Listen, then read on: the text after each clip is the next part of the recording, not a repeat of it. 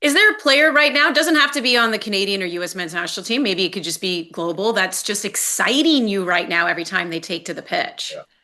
I feel like this is a cheap question right now because I feel like my answer is going to be like everybody else's. Like, you mean Yamal? I mean, how can you not be?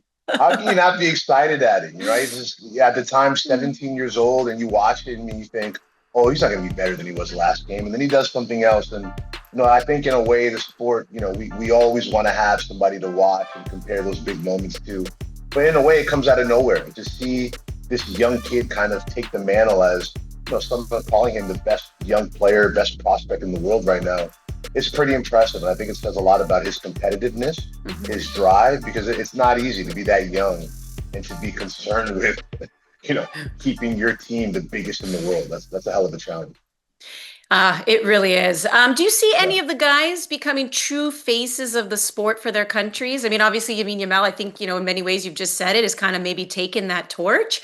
I don't know. Like, that's what I also find exciting about the World Cup. Sometimes you're just introduced to players and they completely blow up and just become these icons afterwards, right? Like, I don't know Yeah. if there's anyone that you have right now that you feel is waiting in the wings.